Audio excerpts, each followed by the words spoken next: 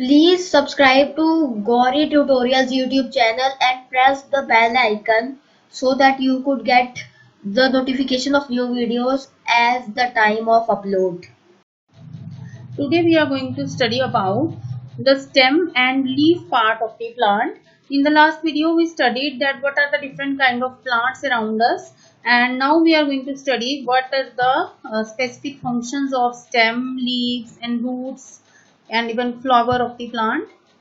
So first of all, let's talk about the stem.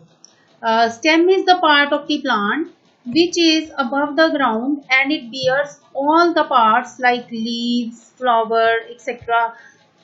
All the parts like leaves, flower, they are present on the stem. So function of the stem, that is to conduct water and minerals which are dissolved in water to different parts of the plant. We can see it in an experiment. If we keep a colored water or water containing some kind of dyes, then a plant inside it, then slowly we'll find that you can see here it's clearly visible in all these cases that the color that has been transferred to the leaf part of the plant. It means that this water, it has transported across the stem and has reached up to the distal part, that is the leaves. So it means stem, it helps in the conduction of water and minerals which are dissolved in water to different parts of the plant. So this is the function of the plant, that stem, that it bears all the parts and also transports the material. Now the next part, that is the leaf. Now leaves are the green part of the plant. We commonly know that the green part of the plant, that are the leaves, and that green color is due to the presence of a pigment called as chlorophyll. This pigment is essential for the process of photosynthesis.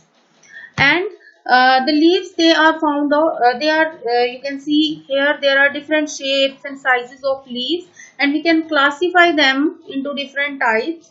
We can see the variation in colors of the leaves also, and also their shapes.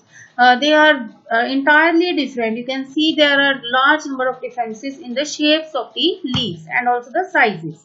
And this is the photosynthetic part of the plant because it contains a green pigment called as chlorophyll, which helps in the process of photosynthesis. Now regarding the parts of the leaf. First part is leaf base. You can see here this part, it is attached to the stem of the plant. Now you will wonder that this is a leaf, these are leaves, so it should be the base. This is a compound leaf. That is, the entire leaf is divided into three parts, and this part is the base of the leaf. Or here also you can see this part is the base of the leaf, from where the leaf attached to the stem of the plant. Then is the petiole. This stalk, that is called as petiole. Petiole attaches the leaf with that of the stem. This part here, this is called as petiole of the leaf. Then there is leaf lamina or leaf blade. This broad part, this is called as leaf lamina. Here the lamina is divided and there is compound leaf, and this part is called as lamina. It is broad, it is green, and it performs photosynthesis because this part contains chlorophyll, which helps in the process of photosynthesis. Now regarding the venation on leaves. Now what are venation? Venation are the different lines which are present on the leaf. You can see here there are different lines. These are called as veins. The arrangement of the veins on the leaves, that is called as venation. You can see here there are different pattern of veins on the leaf. In this case the pattern is quite different from this. So these pattern, they are called as venation. Now arrangement of lines, that is called venation, and there is thick line in the center of the leaf. This thick line, this passes through the center. This is called as midrib. You can see here also the center line, this is called as midrib. And the venation is found to be of two kinds, reticulate and parallel venation. Now this kind of structure where you can see there is a network like arrangement, that is called as reticulate venation, while in this case you can see that all the veins, they are parallel to each other almost, and we cannot see that which one is originating from which part. So it is clearly a kind of parallel arrangement. So it is called as parallel venation. Now, reticulate venation, you can see here, it is reticulate venation where you can see a network of veins, and we cannot differentiate that which vein is moving to which part of the leaf. And in the case of parallel venation, the veins are parallel to each other. They seem to be parallel to each other. Now regarding the function. So first function is the leaf is evaporation of water. It takes place from the surface of the leaf, that is called as transpiration. You can see here that there is water vapors which are present around the leaf, and they are transpired by the leaf surface. Now what is transpiration?